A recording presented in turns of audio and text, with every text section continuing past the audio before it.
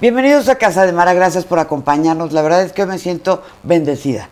Me siento muy contenta de tener este invitado que tengo hoy y espero que ustedes lo disfruten mucho y cualquier pregunta que tengan, nos la pongan ahí en las redes para que el padre les responda, porque sí es un padre y es padrísimo como ser humano, como persona, es admirable todo lo que ha hecho a lo largo de su vida.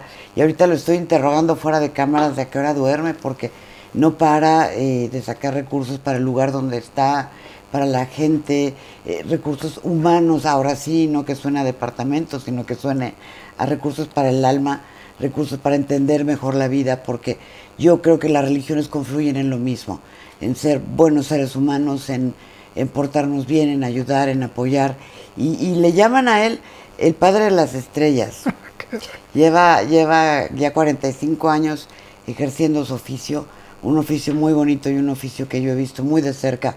Y a cualquier llamada, a cualquier necesidad que tengamos, siempre está él para un consejo, para una bendición, para lo que necesitamos. Así que me da muchísimo gusto recibir hoy al padre José de Jesús Aguilar.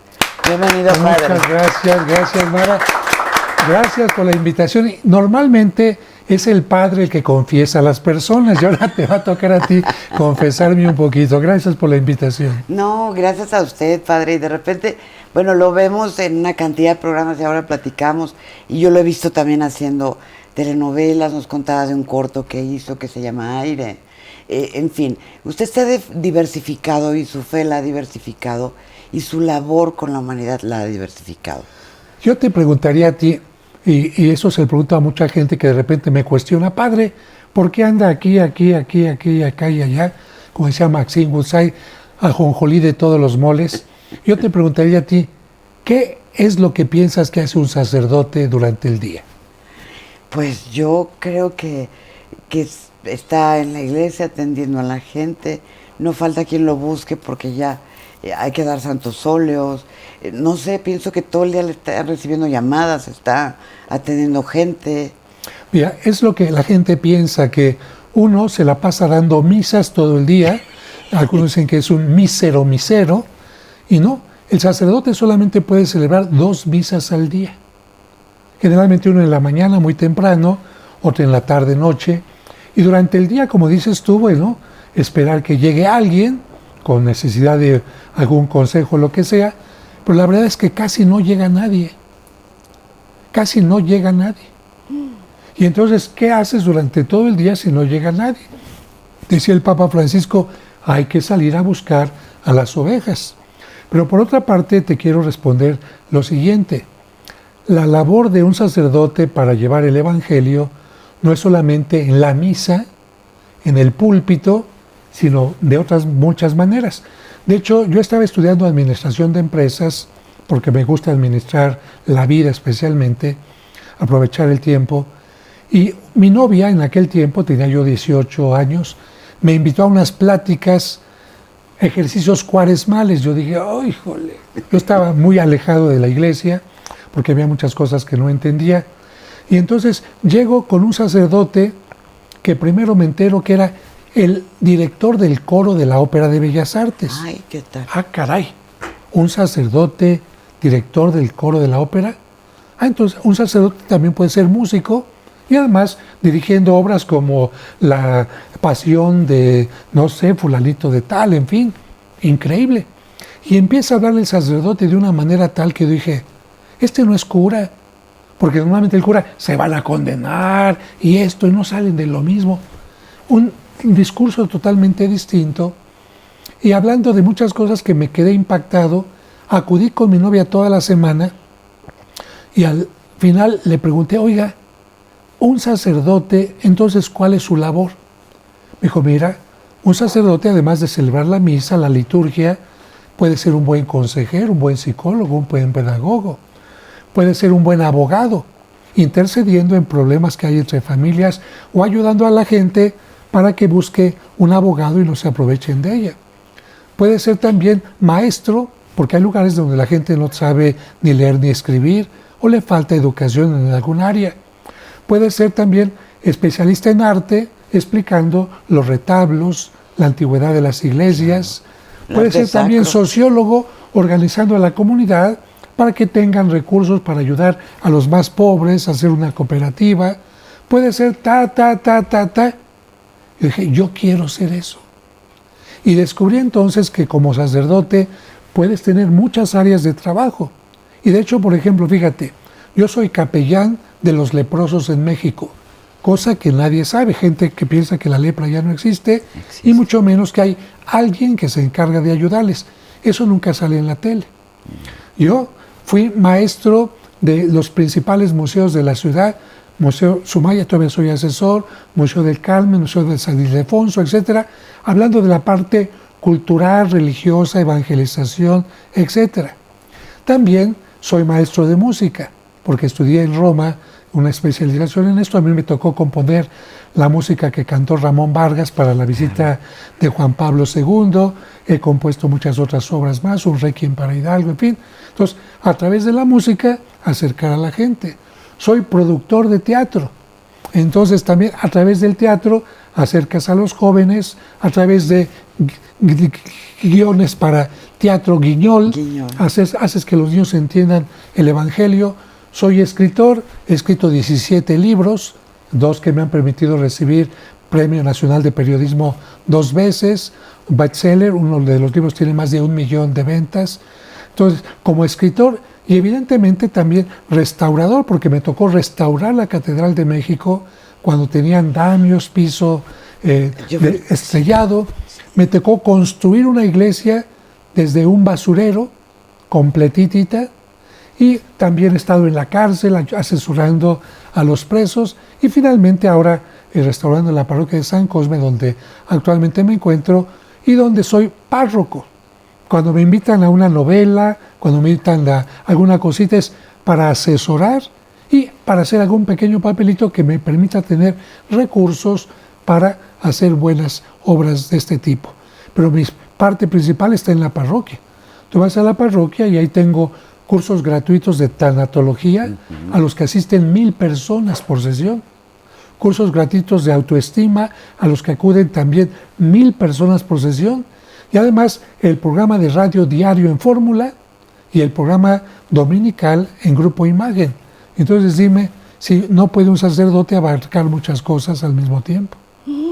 Y además a mí me llamó mucho la atención porque en el teatro donde estamos haciendo Las Leonas, se fue la luz y ya sabe todas las historias que corren en los teatros. Y entonces le llamé al Padre José de Jesús para que nos fuera a dar una bendición.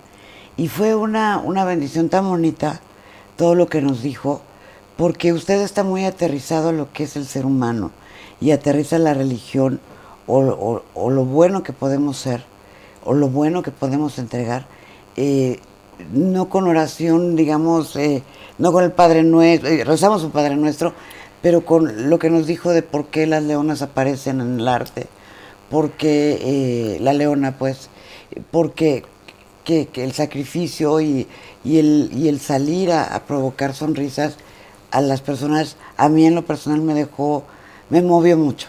Pero fíjate algo importante que toqué en ese momento, el miedo. El miedo, decían los griegos, que te paraliza. ¿Te acuerdas aquella historia de la medusa, que veía a la medusa se convertía en piedra? Que es una manera de decir, cuando tienes miedo ya no accionas, te conviertes en, mejor no me caso porque qué tal que me va mal. Mejor no me inscribo a ese taller porque a lo mejor qué tal que no puedo. No. Entonces el miedo hay que tratar de vencerlo, hay que tratar de manejarlo. Y cuando hay miedo, imagínate una persona que está en el teatro con miedo, pues ya está actuando en contra de sí misma. Y por otra parte, y le comento esto a tu público porque, ¿qué es lo que pasó? Bueno, en esa parte de la ciudad se fue la luz, y concretamente en el teatro. Pero, digamos, a un lado de esta obra de Las Leonas, que es maravillosa, no se la pierdan, están presentando una obra donde Luis Felipe Tobar, que fue mi maestro de actuación, a quien le mando un saludo también, bueno, tiene una obra donde el demonio se presenta, para que quede claro, ¿no? El demonio se posee a una persona y la hace actuar de tal o cual manera, y evidentemente es una obra de miedo. Y cuando una persona directa o indirectamente invoca al mal, puede tener ciertas repercusiones. No una posesión demoníaca, ciertamente, porque para eso hay que hacerlo directamente. Pero sí puede tener ciertas influencias como urticaria, dolor de cabeza, vómitos, etc. O puede hacer que el lugar donde se encuentre, como se dice popularmente, se llene de algo. La gente le dice vibra porque siente algo, pero la gente siente que hay algo extraño, algo no bueno en ese lugar. Y entonces, ¿qué es lo que haces cuando alguien, vecinito, le abrió la puerta a este tipo de cosas? Tú dices, con permiso, yo se la cierro. Y este hecho se puede hacer con agua bendita, con una oración y sobre todo con tomar conciencia. Hey, quizás en el otro teatro, aquí en este teatro no estamos haciendo nada en contra de lo que creemos. Entonces, tomar conciencia ante los peligros es muy importante para ver cómo reaccionas ante ellos. Y la labor de un actor, padre. Claro, un actor no puede ser... Yo, cuando me invitaron una vez a celebrar una misa en Televisa por una novela, les dije, miren, yo en toda mi vida he realizado 2 exorcismos, pero cada vez que vengo a Televisa tengo miedo, porque aquí veo muchas posesiones. Y aquí concretamente en este foro, muchas posesiones. Y de repente el productor, ¿cuándo, padre? Pues yo cuando veo que de repente sale una actriz que es toda un dulce, y de repente toma el papel de la villana como Daniela Ross, pues evidentemente que esa actriz se dejó poseer por un personaje, ¿no? A eso me refiero en cuanto a posesiones. Y claro, tú puedes hacer que algún personaje se convierta en ti, en lo que es. Puede ser hombre, puede ser mujer, puede ser animal o lo que sea. Pero tú puedes hacer también que el demonio te posea o que el Espíritu de Dios te posea. Y de acuerdo a lo que tú le abres la puerta, es lo que tienes en tu corazón, ¿no? Le abres la puerta al deseo de venganza, le abres la puerta a la bajoestima, le abres la puerta a la desesperación. Pues aquí estás tú diciendo por dónde quieres que transite tu carro, ¿no?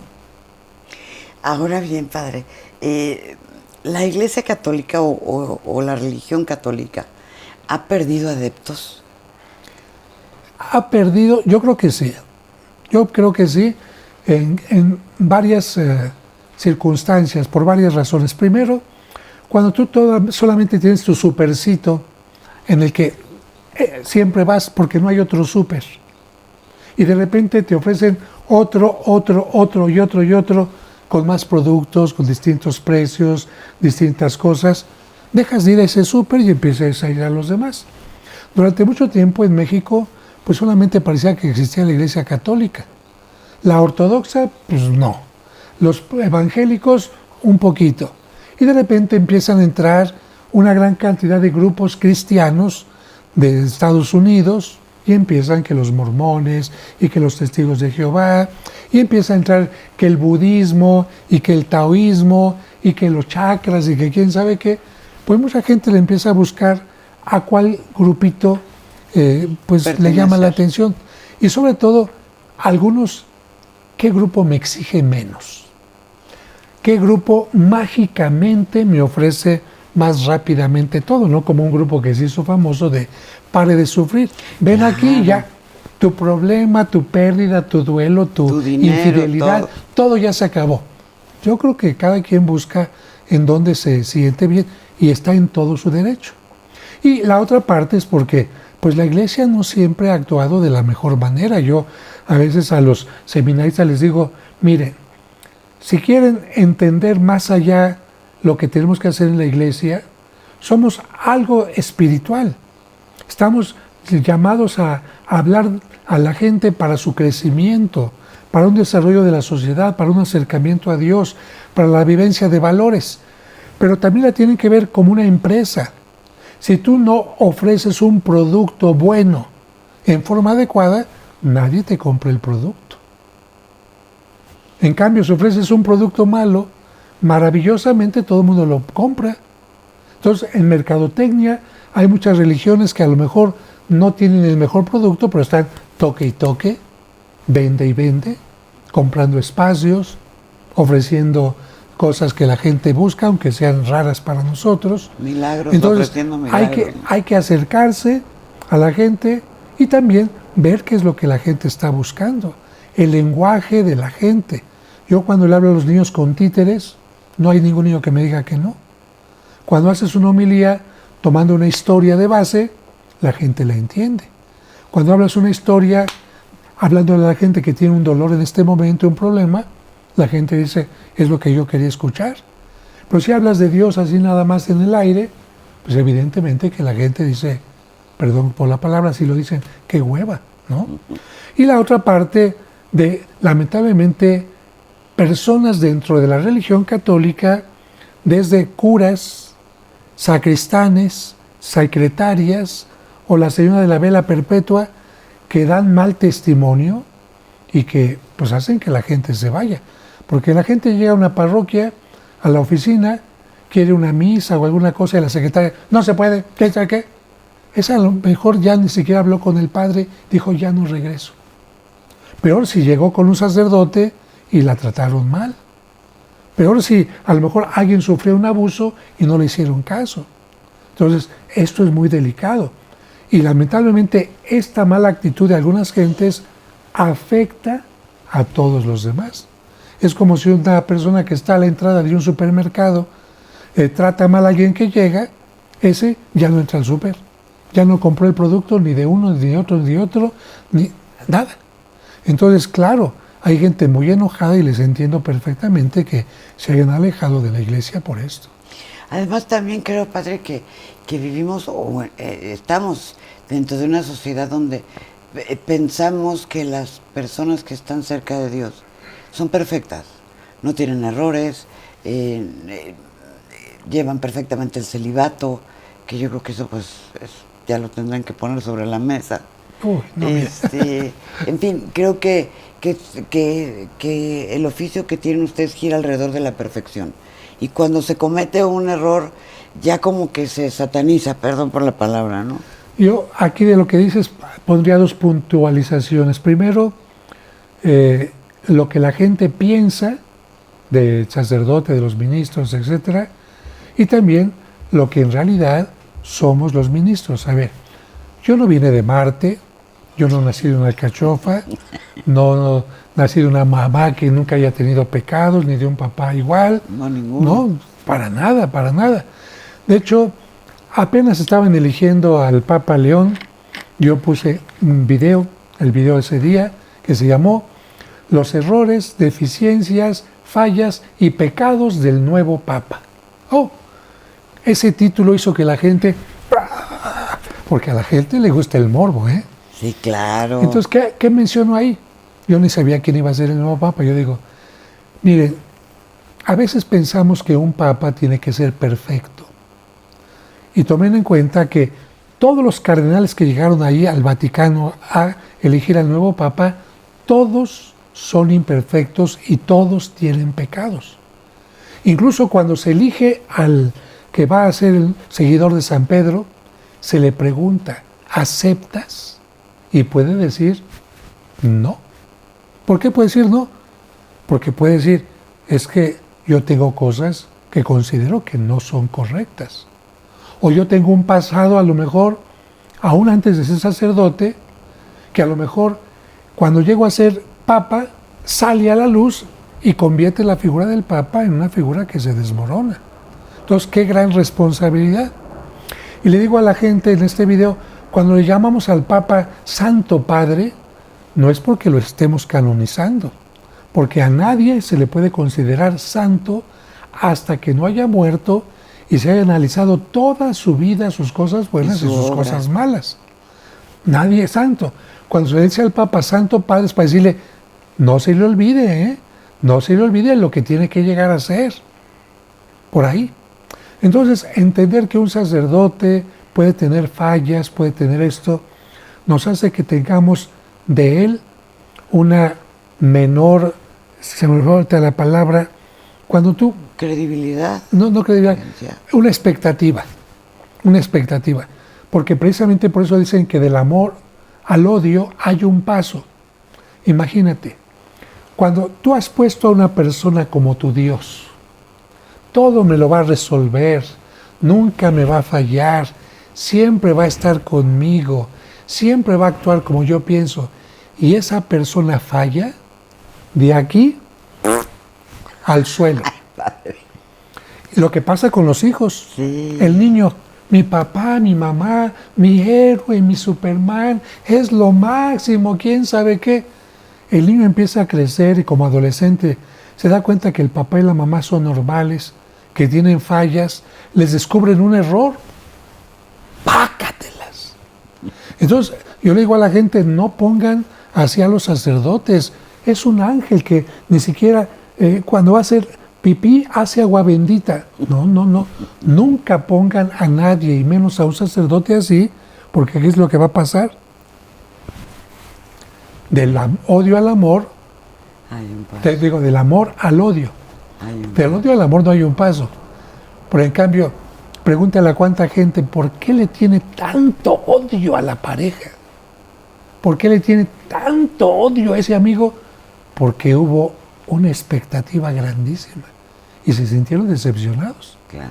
Y en el caso de la tanatología, cuando doy los cursos le digo a la gente, miren, siempre que se pierde a un ser querido, mendigo Dios, Sí. ¿sabes qué? Creí que ibas a curar a mi mamá, creí que ibas a hacer que mi pareja nunca me fuera infiel, yo que he sido buena gente contigo y me secuestraron a mi hijo, vete a la mierda. Y por esta razón, cuando hay una pérdida, mucha gente deja de creer. Sí. Y cuando no la vas guiando un poquito, a ver, ¿en qué momento Dios te dijo que los seres buenos nunca van a morir? ¿En qué momento Dios te dice que la gente buena nunca se va a enfermar? ¿En qué momento Dios te dijo que una gente que te ama ahorita te va a amar para siempre? Que Él puede manipularlo para que te ame. Dios nunca te ha mentido.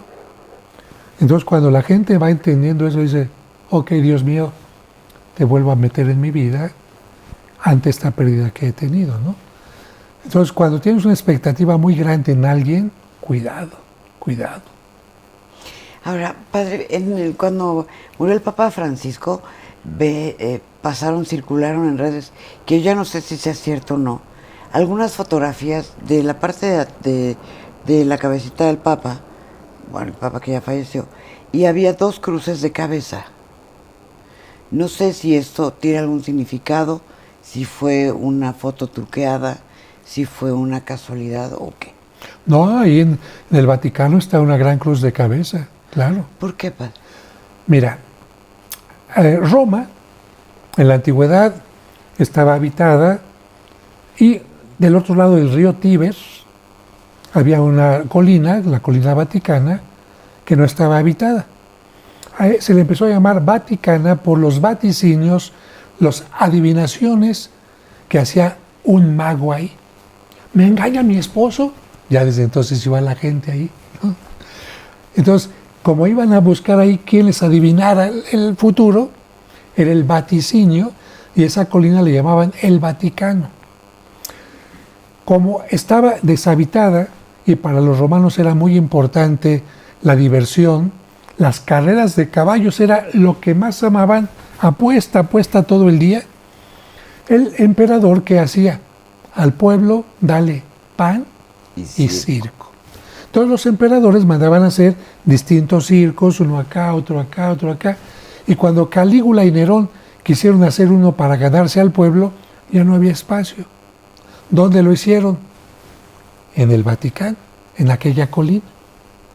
Y en aquella colina, cuando empezó la persecución contra los cristianos, mataban a varios cristianos. El lugar donde martirizaban a los cristianos era el circo. Iba la gente a ver ahí cómo los decapitaban, cómo los quemaban vivos, cómo los lanzaban a los leones. Y cuando atraparon a San Pedro en Roma, dijeron, vamos a matarte en el circo Vaticano. Y así fue, cuando lo llevaron ahí al circo con otros cristianos, le dijeron, te vamos a crucificar como tu maestro. Y Pedro dijo, no merezco morir como mi maestro. Crucifíquenme, pero pónganme la cabeza donde él tuvo los pies. Entonces a San Pedro lo crucifican de cabeza Así aparecen pinturas de Caravaggio, hay pinturas de Miguel Ángel, en pinturas de los grandes maestros, y precisamente por eso en el Vaticano hay junto a la tumba de San Pedro una cruz de cabeza para indicar cómo murió San Pedro. Qué interesante, padre. Y mire, todo el mundo lo estaba tomando por otro lado, que porque las cruces de cabeza y que, ya sabe, ¿no? ¿Cómo La gente inventa, no te imaginas, tanta cosa. Y otra de las cosas es, por ejemplo, Nostradamus, que todas las predicciones que ha hecho y todo lo que ha hablado, que se han cumplido. Y entonces todo el mundo espera al dichoso Papa Negro, de color, de hábito, y ahora dicen que nuestro nuevo Papa es León XIV, es el Papa Negro, pero por la oscuridad que tiene en el interior. Ahora cuénteme usted la verdad. Bueno, mira, en primer lugar, papas negros ya ha habido. ¿Por qué? Porque los primeros papas provenían de distintos ambientes, incluso de la parte del norte de África. Y la gente, hay que acordarse de dónde viene la palabra negro. La palabra morus, la palabra italiana, pero latina morus, es lo que significa negro. De donde viene la palabra mora, moreno. Entonces, una persona morena ya es un papa negro. Sin embargo, estas profecías lo que intentan es tratar de adivinar cuándo va a ser el fin del mundo. Eso es lo que importa para estas personas, no lo que va a hablar el Papa, lo que va a enseñar, etc. Y estas dos profecías, ninguna tiene ningún sustento, porque las que se atribuyen a Malaquías, resulta que el santo Malaquías nunca las escribió. Fueron escritas por otra persona, no tiene nada que ver con él, por lo tanto ya hay una falsedad.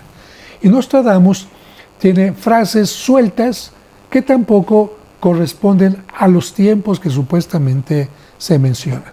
Pero yo me quedo con esta parte del Papa Negro para ir simplemente a algunas interpretaciones. Cuando vino el Papa Francisco, sus primeras palabras dijeron: "I fratelli cardinali hanno chiamato a un fratello dalla fine del mondo".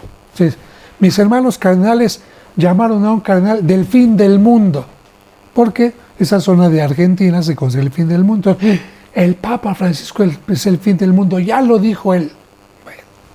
Por otra parte, ¿por qué el Papa Francisco es el fin del mundo? Porque es el Papa Negro. ¿Por qué? Porque es el primer Papa jesuita, sí. Y los jesuitas, ¿cómo se vestían? De negro, y ¿cómo les llamaban desde antes? Los Papas Negros. Entonces ya llegó con él, el Papa Negro. Bueno, como resultó que no se acabó el mundo, que ya se murió el Papa Francisco, hay que ver cómo se lo acomodamos al siguiente. Ay, qué bien. Los agustinos también visten de negro, pero nunca les han llamado Papa Negros.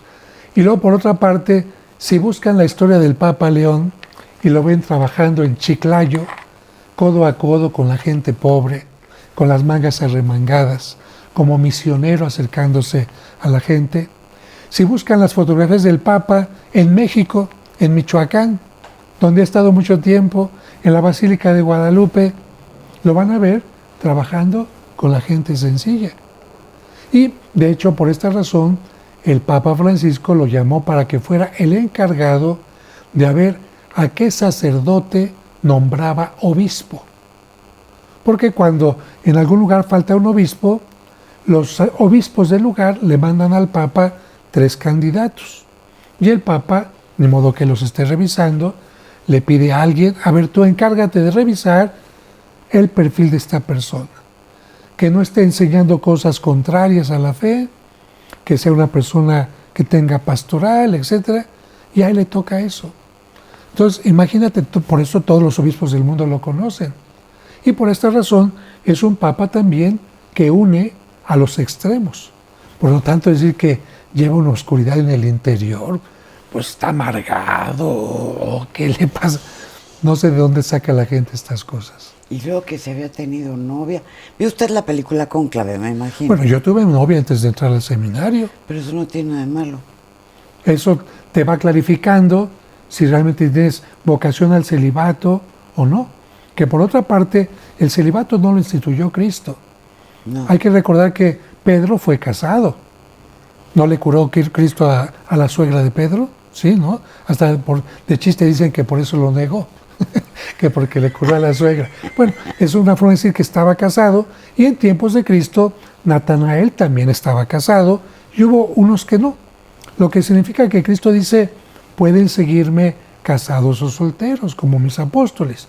Que más adelante se haya puesto como una decisión de la Iglesia, y que quien está como sacerdote la tiene que acatar, es otra cosa. Pero que el celibato sea parte del tener una vocación al sacerdocio, no. Por eso también hay menos sacerdotes, porque si permitiera que hubiera sacerdotes casados, algunos lo serían, como la Iglesia Ortodoxa. La Iglesia Ortodoxa sí permite que el sacerdote esté casado, y hasta ellos dicen, mejor que esté casado y con hijos, a que ande por ahí, a lo mejor con tentaciones de otro tipo, ¿no? De picarón. Ahora, ¿cuál es la postura? Es que yo entiendo que la iglesia y la religión son dos cosas diferentes. La religión es lo que nosotros creemos, lo que leemos en la Biblia, en fin. Y la iglesia podría ser ya todo el aparato que dirige, que hace los cónclaves, en fin.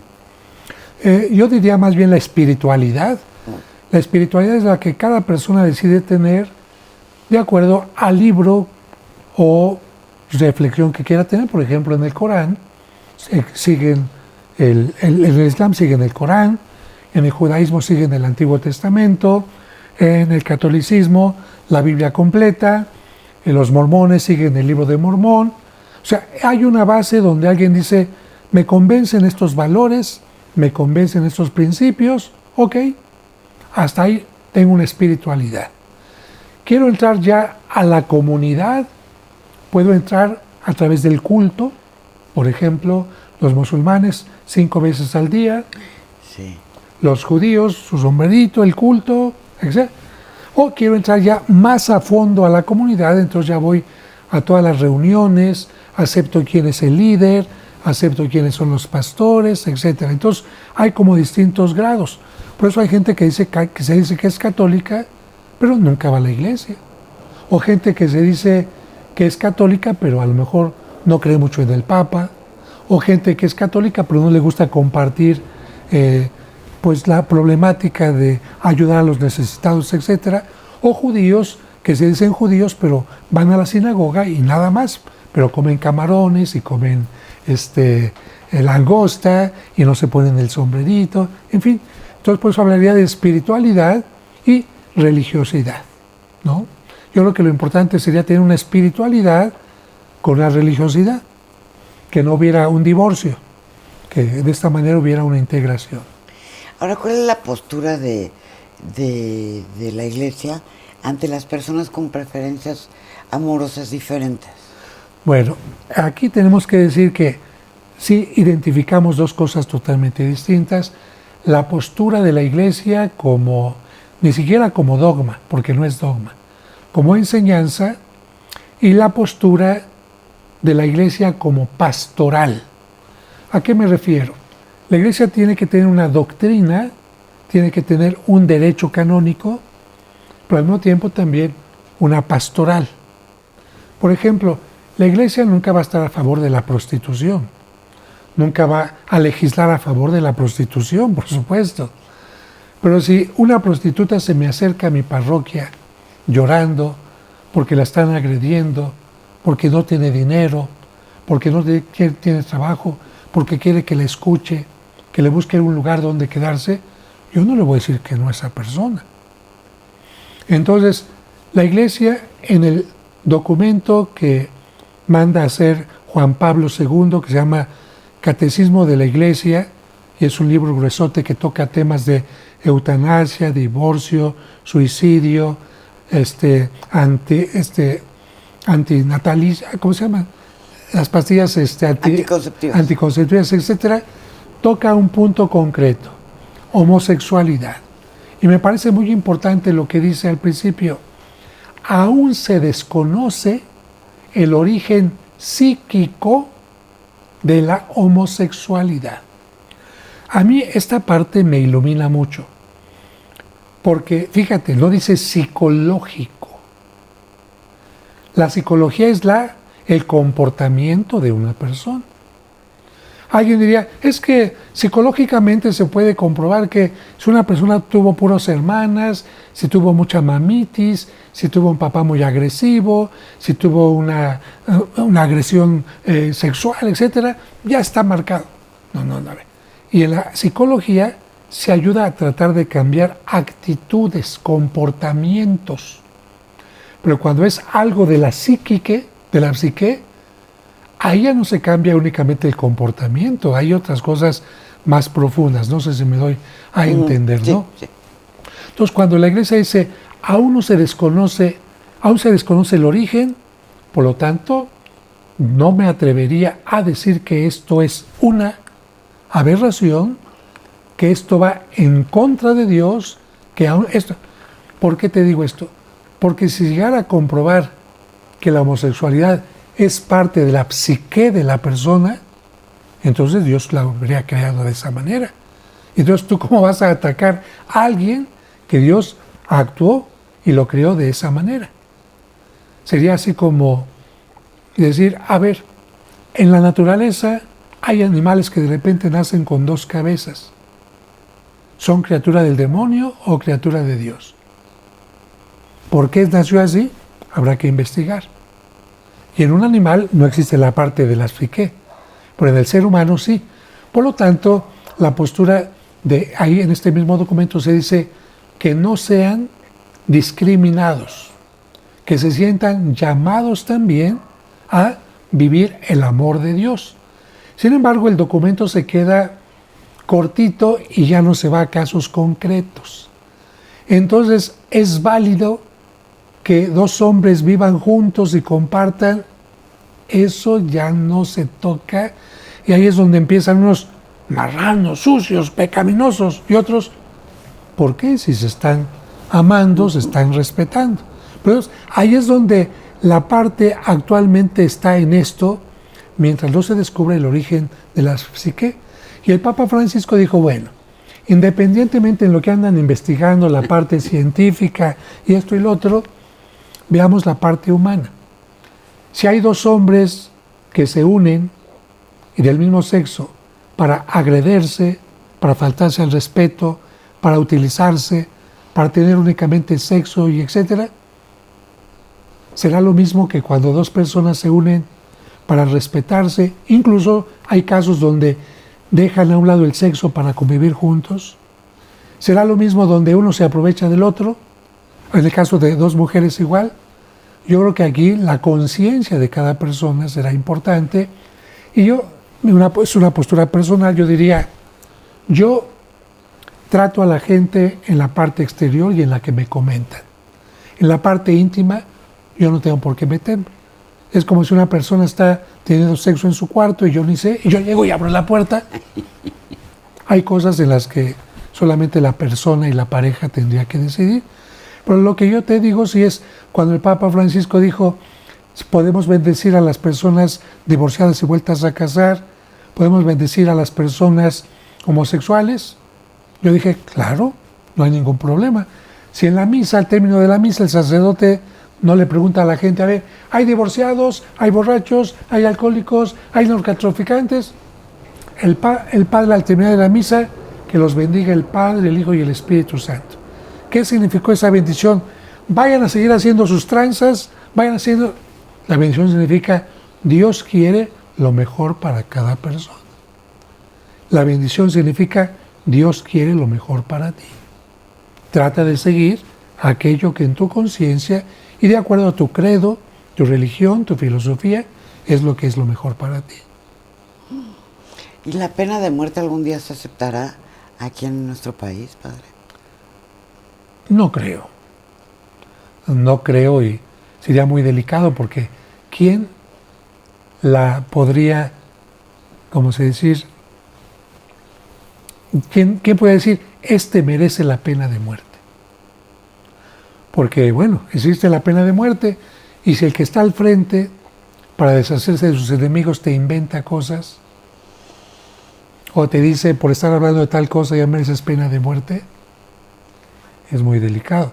Para que existiera pena de muerte tenías que tener un agente de arriba, como dijo Cristo. el que esté libre de toda pena, que lance la primera piedra. Entonces, eso es muy, muy delicado. Uy, padre, pues tenemos muchísimas cosas que platicar. Yo creo que va a tener que estar viniendo cada rato para... Veo que te están entrando muchísimas preguntas, qué barbaridad. Estás... Y disculpen que, bueno, algunas cosas las hablo a nivel personal, se entiende, pero también aclaro, Mara, esto. Cuando la gente quiera una postura clara de la Iglesia, no vaya con lo que dice un cura u otro. Catecismo de la Iglesia Católica, ahí están todos los temas sobre el punto, lo que es homosexualidad, suicidio, eutanasia, anticonceptivos, etcétera, para que tengan clara la posición de la Iglesia. Algunas cosas, como he repetido, son de nivel legislación, de nivel derecho, pero hay otras que tienen que ser más con nivel pastoral. Como el de la mamá, que el hijo es un borracho, un desgraciado, etcétera, se largó, le vació la cuenta, pero el hijo regresa arrepentido. ¿Qué diría el derecho, qué diría todo contra ese hijo? Mándelo a la... ¿no? Sí. No le perdone nada, pero si la mamá dice, yo estoy en el derecho de abrirle mi corazón y perdonarlo, ¿quién le quita ese derecho a la mamá? ¿Quién nos quita el derecho de ser bondadosos y comprensivos con las personas? Cuando está ese derecho en nuestro corazón, yo digo, ahí habita Dios. Es lo que yo puedo decir. Padre, ¿dónde lo podemos encontrar? Irlo a ver y ver sus redes. Bueno, en mi canal de YouTube estoy en Padre José de Jesús Aguilar, en X, que antes era Twitter, igual también, en Instagram y en TikTok también igual. La gente que a veces quiere sacar una cita conmigo, les digo, imagínense más de 1,5 millones de seguidores en YouTube, más las pláticas de 1,000 personas de autoestima, tanatología. Muchísima gente quiere una cita conmigo y se las voy dando, pero ahorita tengo 700 personas, imagínate, Tiene en agenda espera, llena. y se va llenando, además de todo el tiempo que tengo. Pero hay sacerdotes en la parroquia que también son psicólogos, magníficos en la espiritualidad, y en mi correo también me pueden escribir en padrejosedejesus@hotmail.com. Ahí también, desde distintas partes del mundo, trato de responder. Disculpen mi limitación, quisiera atender más cosas, pero ¿Y su no parroquia, puedo. padre, dónde está? La parroquia está a un lado del antiguo Cine Ópera, en la colonia San Rafael, se llama San Cosme y San Damián, son patronos de los gemelos, patronos de los trasplantes, y es una parroquia bellísima que me costó 20 años restaurar, pero que ahora es una de las joyas más bellas de México, con esculturas modernas, antiguas y sobre todo con atención a la gente. Serapio Rendón, número 5, colonia San Rafael. Uy, pues lo vamos a ir a visitar, padre. Gracias, Mara. Y espero que venga pronto otra vez, porque hay muchas cosas que se nos quedaron en el tintero. Pero Así muchas. es. Eso del exorcismo, te dices que llegaron muchas llamadas, bueno. Del exorcismo y muchas otras cosas más que entendemos mal, como lo que platicamos aquí, y que, bueno, ¿quién mejor que usted que aborda todos los temas, que platica de todo? Y eso es lo bonito de poder hablar con un hombre como usted, y yo le expreso mi admiración, mi cariño y mi respeto. Gracias. Una última cosa, Mara. Algunos me han puesto el padre de las estrellas. Miren, es cierto que estoy cerca de actores, pero también estoy cerca cuando voy a las novelas de maquillistas, iluminadores, gente de intendencia, ayudándoles a resolver problemas y llevando el evangelio. Y es un ratito cuando estoy en las empresas de una u otra, y es más tiempo el que estoy con todos los fieles como ustedes. Y no falla el llamado cuando hay una urgencia y una necesidad. Claro, una muerte o cosas de ese tipo. Sí, padre. Pues denos la bendición, padre, a las personas que nos están viendo, que afortunadamente a través de las redes y esto podemos ya estar un poquito más cerca de una bendición. Con mucho gusto. Yo se las doy, pero crean lo que dice, porque la visión dice que Dios te bendiga. Cree que te bendice, que Dios te acompañe. Cree que te acompañe, dale espacio para que te acompañe. Porque si pedimos la bendición, pero no creemos que Dios está conmigo, que lo llevo en mí, que me creó con amor, que me ayuda a través de mi conciencia a tomar decisiones, que me da la posibilidad de cambiar cuando me he equivocado, pues ¿de qué me sirve? Ah, ya me bendijo el Padre, ¿no? Que Dios los bendiga, les protege y les acompañe siempre. En nombre del Padre, del Hijo y del Espíritu Santo. Amén. Muchísimas gracias, Padre. ¿Algo que quiera agregar? Solamente qué honor estar aquí con Mara Patricia. No, muchísimas gracias, Padre. Ya nos veremos bien prontito. Gracias, mami. Gracias, gracias. Y gracias a usted por recibirnos ahí donde está el Padre José de Jesús Aguilar, aquí en Casa de Mara. Les mandamos un beso. Hasta la próxima.